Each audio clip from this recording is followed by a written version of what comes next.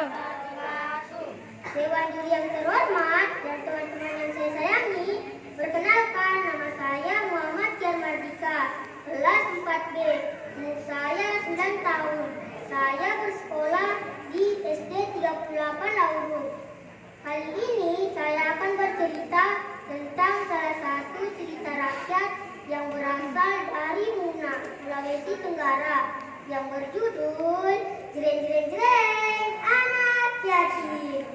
Begini ceritanya, pada zaman dahulu kala, hiduplah seorang anak yatim yang bernama Lamun Elu. Lamun Elu dalam bahasa Muna artinya anak yatim. Ia tinggal bersama ayahnya. Ibunya telah lama meninggal dunia saat ia masih bayi. Selain yatim, ia juga miskin. Kadang-kadang perutnya tak tersentuh makanan sama sekali. Pada suatu hari, Lamun Elu pergi memancing di sungai.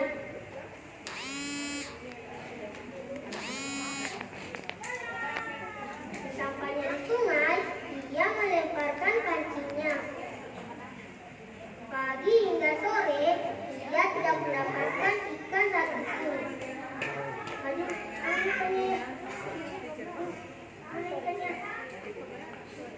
Tetapi dengan kesabarannya, ia mendapatkan ikan. Walaupun kecil dan mungil, ia pun bergegas pulang ke rumahnya.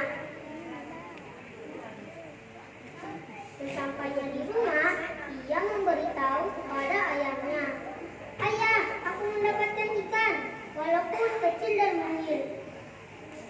"Wow, ikan itu unik sekali. Lebih baiknya kamu memeliharanya saja." Lamun Elu pun menyimpan ikan itu ke dalam gentong air. Dan keesokan harinya, ikan itu menjadi sebesar gentong air. Ayahnya pun heran. Lalu ayahnya menyuruhnya menyimpan ke dalam lesu. Dan keesokan harinya, ikan itu menjadi sebesar lesu.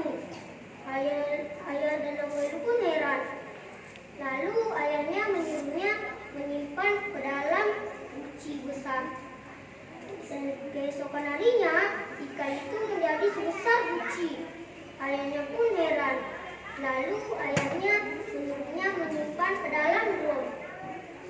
Dan keesokan harinya, ikan itu menjadi sebesar drum. Karena di rumahnya sudah tidak ada tempat lagi, ayahnya pun menyuruhnya melepaskan ikan itu ke laut. "Anakku, bawalah ikan itu ke laut, karena di sini sudah tidak ada tempatnya lagi." "Baik, ayah." Lamun Elu pun bergegas pergi ke tepi laut. Sesampainya di laut, ia melepaskan ikan itu, tetapi dengan satu syarat. "Wahai ikan, aku akan melepaskanmu, tetapi dengan satu syarat. Aku akan memberimu nama Jinande Terumumbunga." Kata ikan itu. Setelah sepakat, ikan pun dilepas.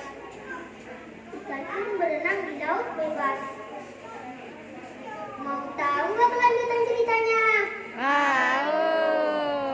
Begini cerita selanjutnya. Keesokan harinya, Lamun Elu pergi memberi makan ikan itu.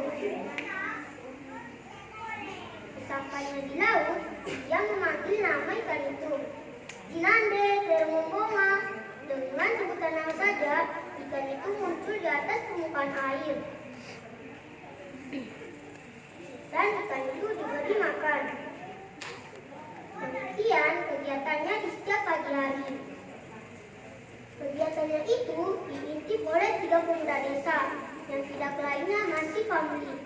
Timbul niat jahat, mereka ingin mencuri ikan itu. "Wah, ikan itu unik sekali. Kalau kita menangkapnya, cukup untuk kita bertiga. Bagaimana cara menangkap ikan itu? Apa kamu tidak mendengarnya?" Lamun Elu memanggil nama ikan itu dengan Jinande Terumumbunga. Setelah bercakap-cakap, 3 pemuda itu memutuskan untuk mencuri ikan itu. Dan 3 pemuda itu datang ke tepi laut dan memanggil nama ikan itu. Jinande terumubunga, jinande terumubunga, jinonde terumubunga. 3 kali ia memanggil ikan itu, tetapi ikan itu tidak muncul di atas permukaan air karena bukan tuannya yang memanggilnya. Tetapi dengan kelicikan mereka, ikan itu tertangkap dan tertombak. Dan ikan itu dibawa pulang ke rumahnya dan dipotong-potong menjadi 3 bagian.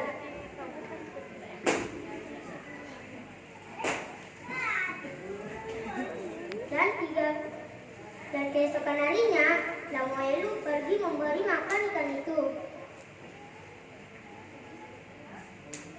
Jinande terumubunga, jinande terumubunga, jinande terumubunga. Beberapa kali ia memanggil ikan itu, tetapi ikan itu tidak muncul di atas permukaan air. Lamuelu pun merasa sedih dan pulang dengan hati sedih. Keesokan harinya, Lamuelu pergi berjalan-jalan di salah satu rumah 3 pemuda itu yang sedang memakan lauk ikan besar. Lalu ia diajaknya juga makan, tetapi dia hanya dikasih sayur daun pepaya. Lamuelu pun merasa sedih. Setelah mereka memakan lauk ikan itu, tulangnya dipungut oleh Lamuelu. Lalu ditanam di dekat halaman rumahnya. Dan keesokan harinya, tulang itu tumbuh menjadi sebesar pohon. Tetapi yang anehnya, pohon itu berbatang emas, berdaun perak, berbunga hutan, dan berbuah berlian. Sedikit demi sedikit, Lamuelu menjual emas dan berliannya. Dia juga sering membantu orang miskin dan anak yatim. Akhir cerita, Lamuelu hidup aman, sejahtera, dan bahagia. Tamat. Jadi, kesimpulan dari cerita ini, kita tidak boleh menghina anak yatim dan orang miskin. Karena hidup orang miskin dan anak yatim tidak selamanya melarat jika kita sering berusaha. Jika kita sering berusaha, maka kita akan menjadi sukses. Sekian cerita dari saya. Sampai jumpa lagi. Wassalamualaikum warahmatullahi wabarakatuh. Waalaikumsalam warahmatullahi wabarakatuh. Kita kasih ya,